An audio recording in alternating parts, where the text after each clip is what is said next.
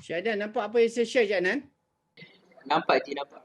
Latihan dan pembangunan Kita ada soalan daripada internet ni. daripada mana? Chat. Okey. Chat room, Cik Man, DA3 New. Okey. Kalau orang yang tiada pengalaman, macam mana dia nak timba pengalaman dulu? Kerja apa yang sesuai dia buat dulu supaya bila dia cari. Kalau orang tiada pengalaman, macam mana dia nak timba pengalaman dulu? Okey, satu soalan. Kerja apa yang sesuai dia buat dulu supaya bila dia cari kerja lain, dia diterima dah ada pengalaman. Sebagai dah ada pengalaman. Okey. Pertamanya bila kita contoh ni saya tak tahu nak tanya orang you sebagai majikan ataupun you sebagai calon nak cari kerja. Sebagai majikan ataupun calon nak cari kerja. Kalau kata sebagai majikan, kita memang nak cari orang yang ada pengalaman. Melainkan kalau kita ada bahagian yang kita rasa boleh develop.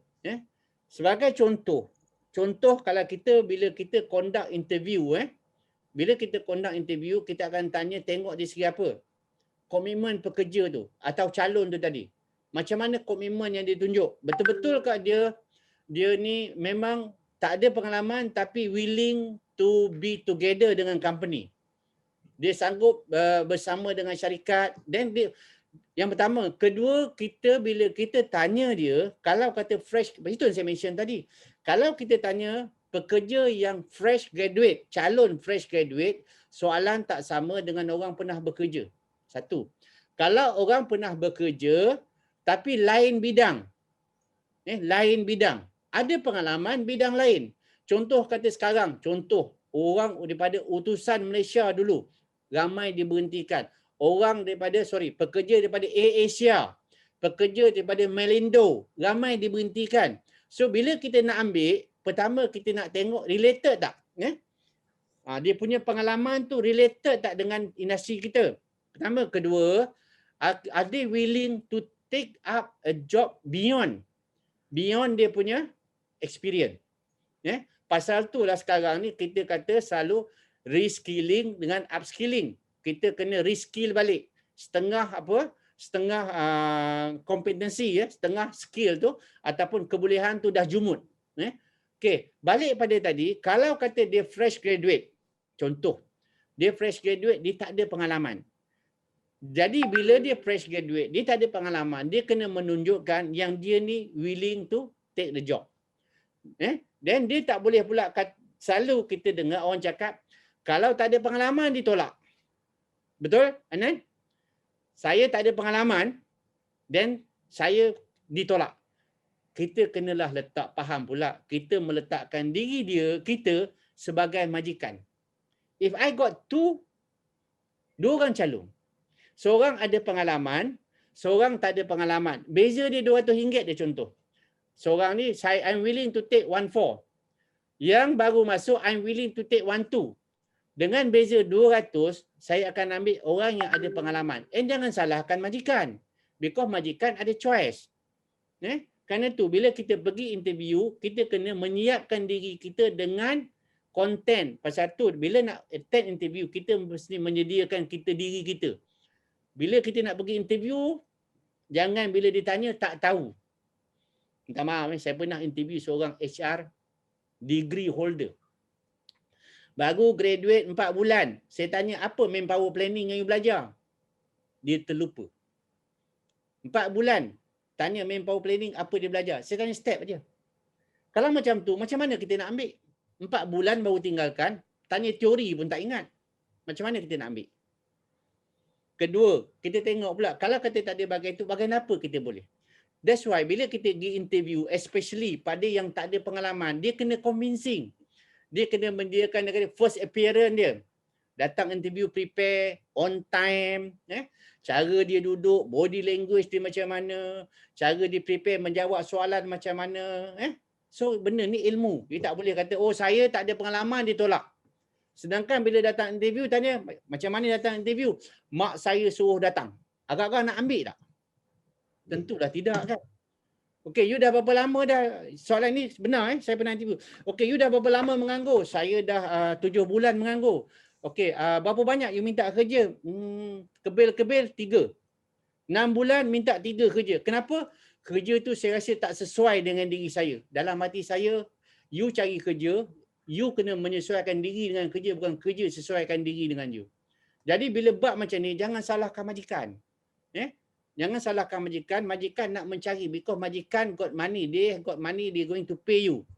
So, pada yang tak ada pengalaman, cari orang kata macam mana nak convince penemuduga yang you are capable, you boleh orang kata, at least komitmen. Komitmen tu penting dan ikhlas tu penting. Kalau kata saya, okey, dia beria nakkan satu jawatan. Tak semestinya dia tak ada pengalaman, tak diterima.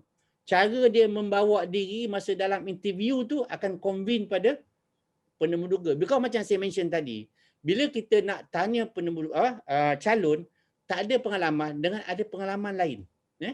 Jadi itu yang menentukan dalam temuduga. Satu. Kedua, kalau kata tak ada pengalaman, penas. Semalam saya terima satu CV. Dalam CV alamat penuh pun tak ada. Agak-agak you nak tengok lebih tak? Hantar CV, alamat penuh pun tak ada. Saya letak tepi lah. Itu basic. Kalau benda macam tu dia tak tengok, tak detail, macam mana kita nak tengok lain? Kalau dalam dia punya resume, dia tak tulis sekarang dia kerja apa ataupun tidak. Dia tulis internship tapi tak tulis apa bidang dia buat, agak-agak kita nak tengok tak detail. Sure kita tak tengok. Kita akan tengok yang because kita tengok, kita fast reading. Kita tengok satu hari, kalau kata bila ada job kosong, kadang-kadang sampai 40 application. Kita tengok skip macam tu je. Kita scribble benda macam tu. Kita akan tengok detail. Kalau tak ada, sorry. Itu jangan cakap lah yang tak update lagi. Because apa sekarang senang. Tekan dia masuk, terus submit pada bahagian orang kata advertisement. Okay, saya harap menjawab soalan tu. Kena menyiapkan diri, kena committed masa interview tu prepare. Make yourself convincing ataupun influence the interviewer untuk ambil you. Sebab apa? Interview juga manusia. Macam kami ada. Kami juga manusia. Cuma bila kami interview, kami kena protect company. Kami protect company. Macam saya dulu pernah. Bila saya ambil orang kata, inilah orang HR lah ambil. Tuan Haji, apa masuk CAM dalam position account CAM admin dan kalau itu masuk gabung tugas bagaimana dengan gaji bekerja tersebut. Okey, ni Cik Azmah. Okey, CAM ni masuk senang macam ni. CAM dia akan cover sekali. Okey, kalau kata bila setengah company kita kecil. Kalau kata buat HR dalam company ada 3 orang, agak-agak berapa jam sehari dia buat HR? Agak-agak Cik Adnan, kalau company dia ada 3 orang, lantik HR admin, agak-agak berapa kerja HR dia buat dalam 1 bulan? Berapa jam? Lebih daripada sejam. 1 bulan lebih sejam. Katalah 2 jam lah. Katalah sehari 2 jam. Buat HR saja. Agak-agak lagi 7 jam tu dia nak buat apa? Jadi yang CAM tu. Kita pasal tu bila kita lantik seorang, dia punya gaji, weightage tu, kerja dia kena commensurate dengan gaji yang kita nak bayar. Pasal apa? Kita syarikat. Kita adalah majikan. Bila kita nak bayar, kita kena tanya apa return ni nak bawa. Because kita protect kita punya company. Kita bukan charity. Macam kata-kata Abang Zul kita. Abang Zul kita adalah NGO. Dia adalah charity. Tapi bila dia buat kerja tu, dia nakkan benda tu sampai pada orang. Walaupun benda pekerja dia sukarela, mungkin tak dibayar. Tapi bila dia nak deliver barang tu sampai kepada orang tu dan efektif pada orang tu. Serupa macam kita lantik seorang HRA, memang common. Macam saya dulu, Human Resource Admin Manager. Dengan safety, dengan security masuk sekali. Bila masuk kita faham itulah bawah kita. Tapi kita ada subordinate kita kat bawah. So bila kita kata CAM tu, normally kita tengok apa kerja yang dibuat dan masa yang digunakan. Pasal tu kalau kita kerani, normally kerani account CAM admin. Kita tengok kerani account tu berapa, satu hari berapa transaction dia buat. Haji, Kita kena tengok balik. Ya. Pasal CAM tadi. Okey. Macam mana dia punya JD tadi? JD dia akan ada 3 atau 4 bahagian. Pertama, purpose tadi kalau HR, dia buat apa untuk HR? Katalah untuk purpose tadi, mungkin ada 3. Kalau kata dia buat HR, admin, security. Contoh, 1 HR, 2 admin, 3 security. Purpose dia ada 3. So dalam bawah tu pun dia akan ada 3 juga lagi. Cuma saya mention tadi, Encik Zul, bila kita mention macam tu, dia punya masa yang digunakan tu. Ya. Just gently push them inward. So you guys can see what I'm doing. Let me bring it in a little bit. It goes like this. Okay. Masa yang dia gunakan untuk buat kerja itu yang kita ambil kira. Pasal kita bayar dia ikut masa. Kalau kita bayar dia hourly rated, kita akan bayar dia according to masa. Okay. So saya harap menjawab Cik Syamim. Buat diri kita sendiri tak ada ilmu akaun. Okey. Kalau kata macam tu, Cik Syamim, Cik Amin Zaini, kalau tak ada ilmu kena maklum. Kena beritahu saya tak ada ilmu, kena belajar. Tapi kalau kita dah tahu kita tak ada ilmu, kita nak kerja tapi kita tak belajar, minta maaf lah. Itu yang minta maaf, cukup bulan, cukup 3 bulan, maaf, you have to go. Okey? Cik Syamim harap menjawab. Pasal apa? JD ni kena buat masa offer letter. Masa dapat offer letter, masa tu JD buat. Kalau kata tidak, okey, mana JD saya, apa kerja saya nak buat. Dia tak boleh letak saya terus jalan. Pasal apa? Kalau JD dispute, berarti kita mengubah balik konten pada offer letter tadi. Okey? Boleh Ya, Cik Anan? Okey, kita pergi latihan pembangunan. Short one. Haji, Ya, saya. dan saya dah keluarkan offer letter. Okey.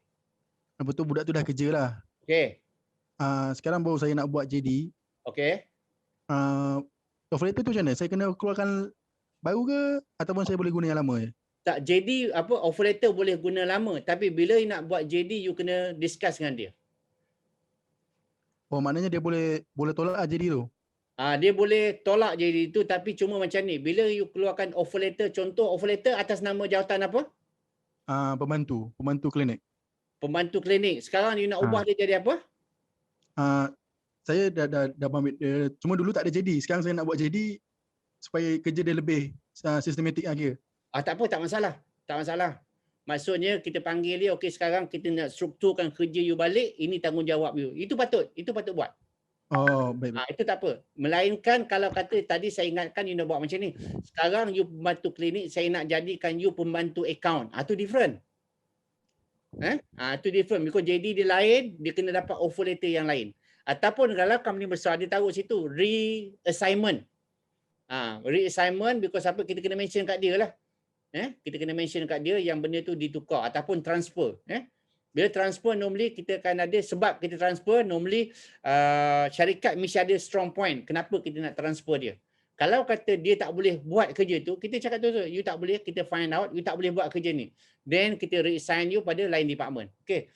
Tuan Haji, ada solution tak jika company susah nak retain staff, terutama nurse yang peluang menjaga semakin meluas sekarang due to pandemic? Okey, kalau nak retain staff okey, nak retain staff ni quite subjektif lah sikit. Because apa, sekarang ni kita tak dapat, kalau kata nurse sekarang ni mungkin orang kata dia punya employee market. Maksud employee market ni kerja kat mana-mana pun banyak. Jadi kita kena tengok bukan saja setakat daripada monetary. Monetary maksudnya daripada segi gaji, mungkin daripada segi benefit. Benefit pada nurse kita tu mungkin kita kena tengok apa benefit dia.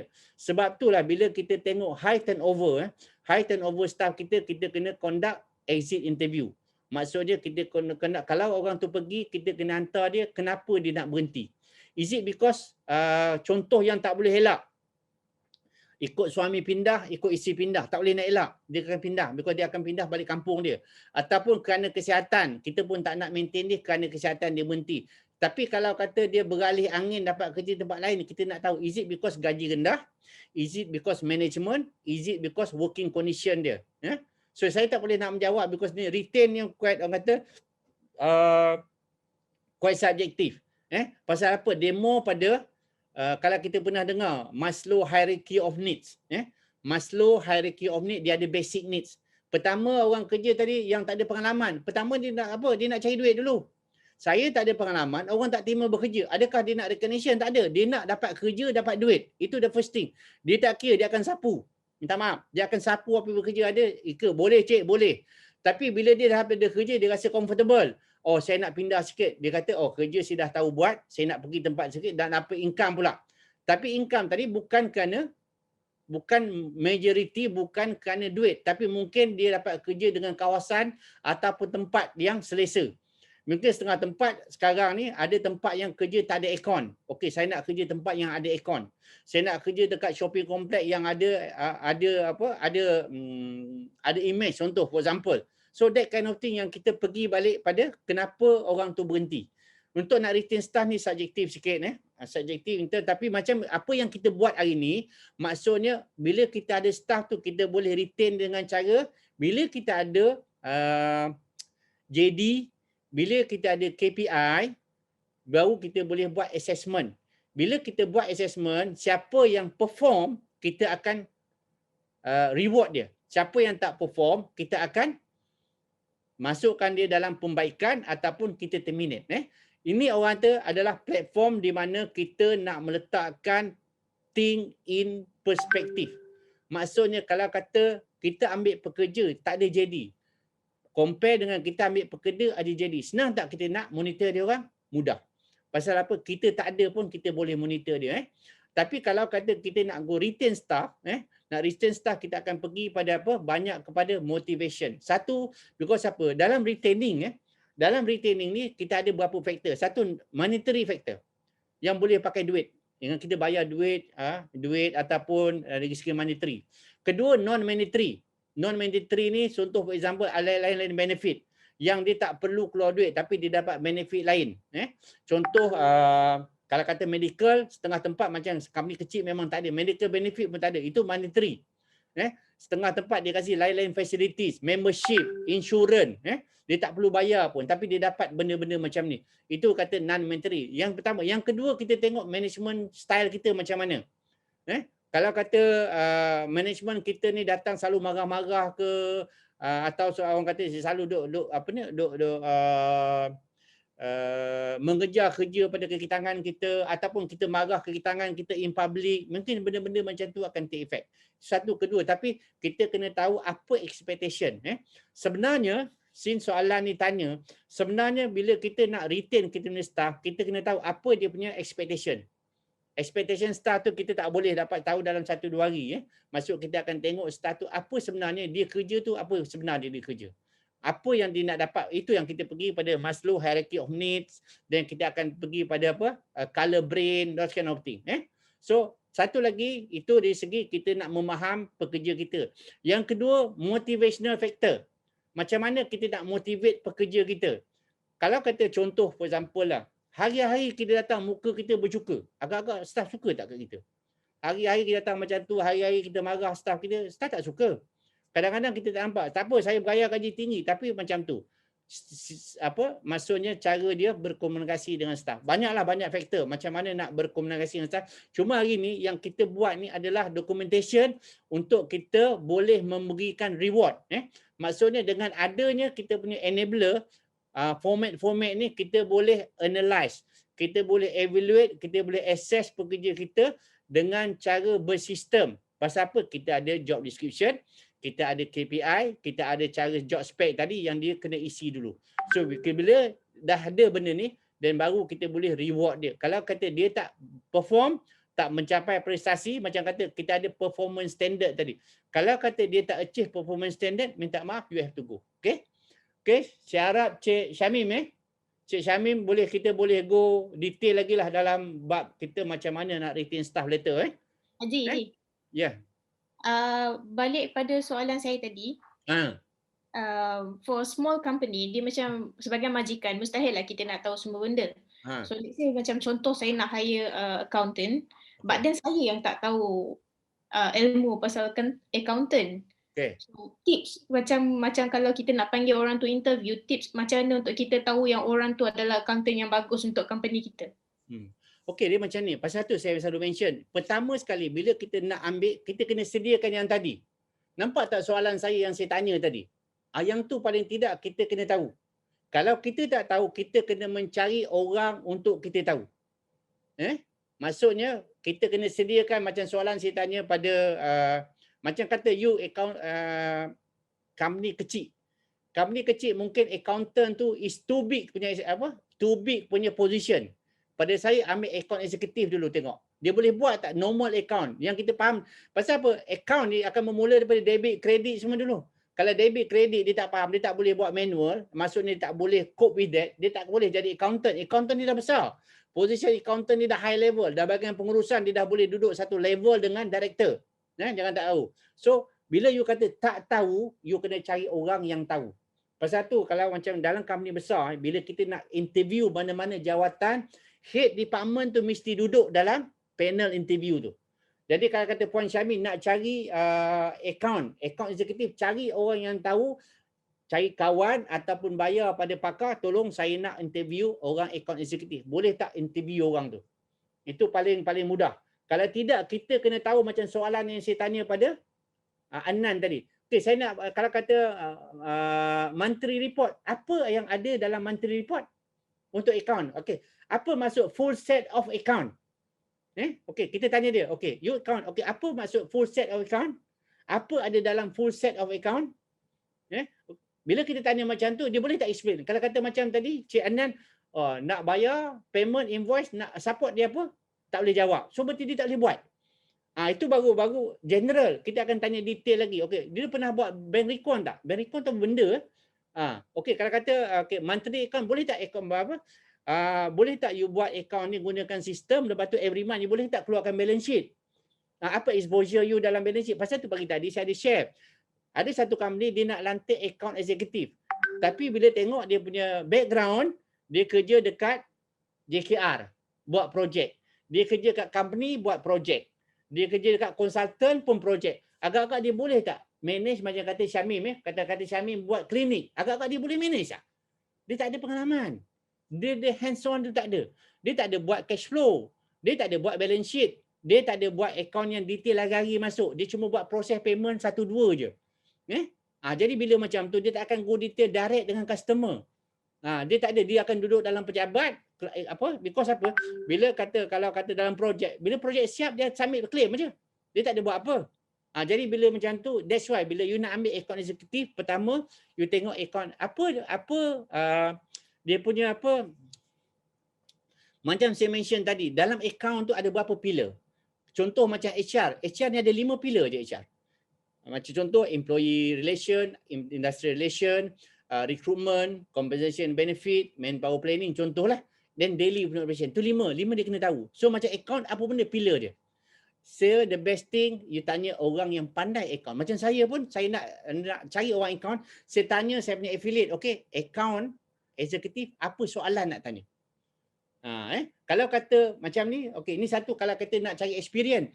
Kalau kata staff yang tak ada, contoh staff yang tak ada experience, working experience, apa yang saya buat? Saya carikan mentor dia, okey, you belajar kat dia, then come back.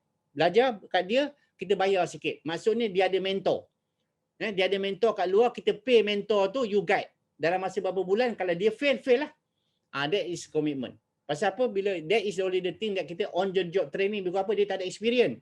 Tapi kalau kata luar, dia ada experience, tengok experience tu, relate tak kat kita? Yang tu yang saya mention pagi tadi, ada satu company ni dia ambil account manager tinggi. Ambil orang bank. Orang bank tu buat housing loan. And dia buat retail. Tak boleh. Dia tak jive. Okay. Hopefully jawab soalan. Okay. Itu bukan saja untuk account. Kalau kata macam social media. Macam kata media untuk Cik Adnan pun super juga. Soalan dia kita akan tanya. Cik Adnan apa benda tahu? Bila Cik Adnan mention tadi, online lain. Tapi saya kata online, offline you kena buat. Because that is marketing. And tapi pada dia pecah. That thing dia kena faham pula. Dia pula kena belajar macam mana nak buat offline. Cik Anan? Dapat Okay, now kita pergi latihan pembangunan. Ini sepintas lalu. Because apa? Latihan pembangunan ni kalau kata company kecil, pertama sekali kenapa? Ni membekal. Jabatan latihan, ini kalau ada jabatan. Kalau tak ada jabatan, kita dah susah. Pasal apa? Latihan ni duit. Company besar, kalau kita company kecil lah. Ambil sambil tengok ni. Kalau kita company kecil, apa yang kita boleh buat? Contoh, kalau company kecil, allocate budget untuk latihan untuk semua orang. To be fair, satu orang katalah RM100 setahun. Ataupun satu orang RM200 setahun. Satu maksudnya kita kena hantar staff kita ni untuk training. Training ada dua. Satu personal development, personal diri. Kedua, job related punya skill. Apa benda job related? Kalau kata kerani account, apa benda agak-agak dia kena belajar. Contoh kita nak migrate daripada Sdn Bhd, daripada enterprise ke Sdn Bhd, apa yang dia patut tahu? Contoh ataupun daripada assistant dia nak naik kepada executive. Dia tu. Okey, satu, membekalkan kepakaran dengan cara paling sesuai dan menjimatkan untuk memberi latihan pengembangan pada kerja. Ini kalau ada jabatan. Kalau tak ada, kita tak perlu. Mengenal pasti kepelatihan dan pembangunan baik korporat dan individu untuk membolehkan pekerja memberikan sumbangan maksimum untuk kejayaan perniagaan dan mengembangkan potensi sepenuhnya. 3, menyelaras dan menganalisis keperluan latihan. Ini kalau ada jabatan. Kalau tak ada jabatan, apa kita buat? Okey, definisi latihan boleh individu untuk mengembangkan potensi sepenuhnya dan menyumbang kepada kejayaan organisasi. Ini latihan masuk kenapa tadi? Kalau company kecil, kita kena allocate. Sekarang ni banyak maksudnya banyak online training yang kita boleh pergi. Kita boleh hantar pekerja kita untuk pergi training. Okey, macam contohnya manfaat training meningkat prestasi. Tingkatkan kualiti, kurangkan sisa. Sisa masuk wastage. Sisa wastage ni tak semestinya barang buang rosak. Contoh, kalau kata contoh paling dekat lah. Kalau ada syarikat yang buat postage, dia terima order and dia hantar. And bila dia hantar, postage tu kata dia salah hantar barang. Salah hantar barang, salah packing barang. So barang return. Itu pun wastage juga. Dah buat double work. Pertama, because dia kena hantar balik. Kedua, dia kena rework balik. Itu kalau kata produk yang dah siap. Tapi apa jadi kalau kata produk dikilang buat kelam makanan. Wastage makanan kerana salah proses. Dia tu kena. Kepuasan pekerja, ini kepuasan maksud dia buat kerja tu complete lah. 5, latihan yang baik sama dengan majikan yang baik. Pasal tu kita kena allocate training. Dan bila kita kata training ni, kita kena tengok pada individu. That's why saya selalu tekankan pada video saya yang terbaru pun saya mention kenapa perlu ada performance appraisal. Because apa? Bila kita buat performance appraisal, kita akan dapat empat tujuan performance appraisal. Satu, kita nak tahu bayaran gaji. Naik gaji tak naik gaji? Satu. Kedua, naik pangkat tak naik pangkat? Ketiga, bonus. Nak bayar tak bayar bonus? Dan keempat, apa dia punya strength and weaknesses. Pasal apa? Kita company kecil, kita tak ada nak buat T&A, training need analysis. Pasal tu company besar pun, sama ada besar ataupun kecil, dia akan buat T&A sambil dia buat performance appraisal. Sebab tu performance appraisal kena bertulis. Kena bertulis. Jangan cakap mulut saja. Pasal apa? Setiap increment mesti ada performance appraisal. Mesti ada backup. Setiap promotion mesti ada backup. Kenapa dia promote? Bukan simple promote based pada satu ataupun dua occasion. Okey, tanggungjawab dia. Mereka tanya untuk latihan, ketua eksekutif, barisan pengurusan, penasihat latihan dan pembangunan dan pekerja dan individu. Bukan DAP. Okey, ini yang pertama. Okey, kalau kata nak tengok apa step dalam training. Step dia pertama, kena pasti keperluan latihan. Need assessment. Yang tu saya mention tadi, need assessment kita dapat daripada apa? Bila kesilapan berlaku. Contoh bila accident dalam kilang. Itulah sebab kenapa training perlu. Contoh dalam kilang, accident, pekerja putus tangan. Macam mana jadi? Itu kena training untuk avoid jadi balik. Kedua, bila jadi wastage, banyak wastage. Kenapa wastage tu jadi? Kita tengok mana yang lemah. Ketiga, kalau dia buat kerja banyak silap. Macam tadi kan error. Is it human error ataupun is it orang kata system error? Macam tadi kita letak tadi, dia punya apa standard performance kan? Less than 3 errors key in data in the system in 1 month. Contoh. Pertama, kita kena assess dulu, identify training need. Kedua, planning to meet the identified need, program assign. Kita kena buat program lah. Kalau tak ada program, kita panggil orang luar datang ataupun kita cari yang di mana. Mudah sekarang, YouTube pun banyak. Kita boleh scroll, tengok. Lepas tu kita boleh pilih. Dan kita minta pekerja kita pergi tengok yang tu je lah. Free kan, YouTube free. Because apa? Sekarang ni kita nak exposure. Kita nak exposure pada pekerja yang dia tahu benda tu, yang dia tahu dan kena buat. The implementation, okay. Yang ketiga, implement lah. Pertama, kita dah identify, assess. Kedua, kita design. Ketiga, implement. Maksudnya, okay, sekarang kalau kita, tak kira lah company kecil ke company besar, kita tengok staff tu apa kurang dia. Then kita buat apa benda dia kena pergi. training apa yang dia kena pergi. Ketiga, implement, pergilah training. Jangan kita dah buat training tak pergi. Tadi contoh, kita kata tadi satu orang kita bajet RM200 setahun. Okey, lepas tu kita bajet bila masa dia nak pergi. Apa training yang dia perlu buat. Because training dia ada dua. Satu personal development, satu lagi job related. Personal macam contoh communication skill ke, behavioral skill ke, ataupun dia punya behavior ataupun attitude.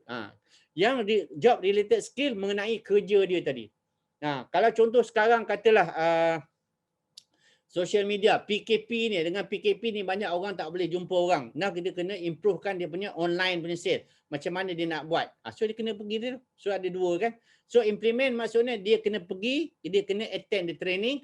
Yang keempat, evaluate. Evaluate tengok lepas dia balik tu ada pembaharuan ataupun tidak. Pasal tu selalu saya bila pergi ke syarikat, saya akan tanya, ada tak latihan punya record? Ada tak? Kalau tak ada, berarti ada something wrong somewhere. Sebab apa? Simple aja. Yang tak berubah, yang kerap berubah adalah perubahan. Perubahan, change is imminent. At any time, change tu akan berlaku saja. Dan kita kalau kita tak berubah, kita akan ketinggalan. Jadi kenapa kita tengok peredaran masa tadi contoh tadi teknologi berubah. Now sekarang dulu tak ada PKP, now ada PKP. Kalau orang duduk tak react pada PKP, dia satu react Okey, kita tahu sekarang PKP sambung hingga 18. So apa kita punya action? Takkan kita nak duduk, pekerja saya tak ada kerja, tak boleh kerja dekat office, tak boleh datang office, takkan kita nak diam. So kalau kata pekerja tak boleh duduk, macam mana nak buat? Kita keluarkan CTG. Cuti tanpa gaji kena dapat konsen daripada pekerja, atau kita tengok apa kerja yang dia boleh buat pada rumah. So that is orang kata majikan dengan pekerja kena work together, tengok macam mana nak buat. That is also nak train dia orang macam mana nak start kerja pada rumah. Satu komitmen lah. Kerja pada rumah jauh pada bos. So macam mana kita nak monitor dia, apa produk dia yang dia nak beri. So kena ada format. So macam mana kita nak monitor dia, dan format tu kita yang create. Masuk kita tu owner kena create format dengan jabatan, ketua jabatan. Bukan HR orang nak kerja rumah you kena create format. No. HR bukan Superman, bukan superwoman. Sale aja yang tahu macam mana nak monitor staff dia. Marketing saja tahu macam mana nak monitor staff dia. And HR tahu macam mana nak monitor staff dia. Bukan semua nak letak atas HR. Kena faham benda tu. So HR akan coordinate dengan head department tadi macam mana nak monitor pekerja yang kerja pada rumah. Okay? Okay, come back pada latihan. Pertama, design program, implement, lepas tu evaluate. So evaluate, kalau kata bagus, kita hantar. Kalau kata tak bagus, kita tak perlu hantar lagi. Pasal itulah sebabnya, bila saya pergi pada syarikat, normally klien kami, saya akan mention, ada tak training report? Kalau tak ada, kena create satu. Pertama, training record. Kedua, kalau tak pernah hantar fikir nak hantar training. Because training adalah investment. Atau adalah pelaburan. Pada siapa yang ada HRDF, training compulsory. Pasal kenapa? Kalau tidak, duit yang kita bayar pada HRDF tu mungkin akan forfeited. Because apa? Kita bayar levy 1% pada HRDF untuk total payroll kita, cost payroll kita. Serupa juga macam kita contribute untuk SIP. SIP pun 1%. Untuk HRDF pun 1% juga. Tapi SIP untuk perkeso dan burn, dia tak dapat apa. Tapi untuk HRDF, kita bayar levy 1% dan kita boleh claim balik duit tu bila kita hantar pekerja kita pergi training. Okey, model sistem latihan. Phase 1, need assessment. Ini banyaklah cara-cara nak buat analisis. Kedua, design, training. Ketiga, implementation. Okey, bagian implementation ni mudah. Mudah bukan apa. Kita boleh buat on the job method ataupun off the job. Management development to high level. Kalau on the job, as saya mention tadi, kita nak ambil kerani kita. Nak ambil kita pegawai account kita. Kita cari mentor. Sambil dia buat kerja, sambil dia belajar. Off the job maksudnya, different thing. Okay, then evaluate reaction. Reaction, learning, behavioral transfer ataupun result. Okay, kita tengok boleh tak? Bila dia balik tu, dia bawa tak pembaharuan?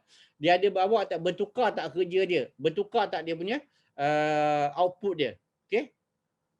Ni tak apa, kita skip yang ni. Okey, cuba kat sini. Kejap Okey. Training method for non-managerial. Saya dapat bayang kita tak banyak manager. So apa yang kita boleh buat training macam ni, on the job training salah satu. Apprenticeship training ni okey, tak banyak kita boleh ni. Cooperative training kalau kita ada dengan government lah.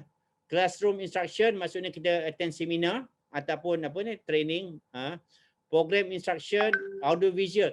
Okey, kita boleh gunakan more pada audio visual methods Computer based training and e-learning pun kita boleh pakai. Simulation method ni tak banyak yang kita boleh gunakan Ini untuk non-employee. On the job training, overcoming ni problem lah. Apa realistic goal dia, plan specific training untuk each training, including set period, evaluation, feedback, non-threatening atmosphere. Tak adalah ni. Conduct priority evaluation. Evaluation ni kena buat Pasal tu bila kita ada staff yang baru masuk, jangan tak buat apa?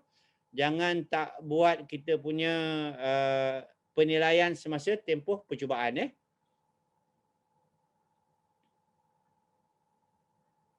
Okay, on the job experience ada coaching, ada study assignment. Ini part lah. Ini nanti saya akan share macam mana kita nak on the job experience. Maksudnya dia bekerja, sambil bekerja dia boleh belajar. Okay. Case study ni saya rasa tak banyak. Cuma ada certain case study ni normally kita bila kita nak try solvekan mana-mana problem, kita akan bawakan satu senario. Contoh senario tu macam mana kita nak selesaikan, ataupun sometimes kita panggil brainstorming Role playing tak banyak. Okay. Okay, ini checklist for orienting new employees Welcome letter with company background, map facilities. Pasal tu orientation untuk employee ni sebenarnya adalah part of the training ID key, parking decals, current org chart, telephone number and location of key personnel, copy employee specific job goal and description, list of unique term in industry, company and job, training class schedules, safety and emergency procedures, copy of policy handbook, including office hour, telephone and mail rules, list of employee benefit, including insurance plan, if any, holiday schedule, follow-up activities, ensure that employee has complete required paperwork, including benefit enrollment form, revisit performance standard, schedule first performance appraisal meeting. Nampak? Ni saya ambil daripada Canada. Lama dah, tahun 2008. Tapi masih apply lagi. Okay. Okay, ni proses pembelajaran melalui pengalaman, having experience, activist, mengulang kaji pengalaman, reviewing from experience, memuktamadkan pengalaman, merancang langkah seterusnya, planning the next step, pragmatist.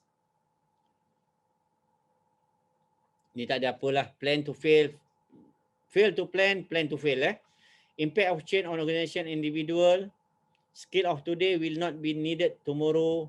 Training cycle. Ini training cycle, identify the need, plan to meet the need, implement and evaluate. Okey, macam mana kita nak ambil? Kita ambil daripada performance review ataupun development center. Development center dia akan adakan satu center di mana dia letak. Kalau kata normally development center ni dia akan ambil masa sampai 1 minggu sometime. Macam mana dia nak develop teamwork, team building ataupun scenario. Normally this one managerial level and then HR audit. Then 4, macam mana nak buat through interview, macam mana nak create kita punya training need ni. Interview, questionnaire, observation, review of organization business plan, desk research dia masuk tengok pada case-case, group discussion, job analysis dan evaluation. Dia analyse balik kerja yang dibuat tu Okay.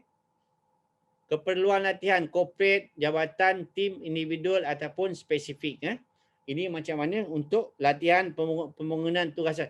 Tetapi in short training ni pertamanya bukan 100% pada HR.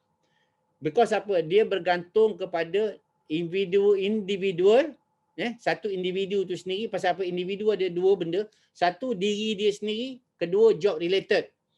So mana satu yang kita nak ambil?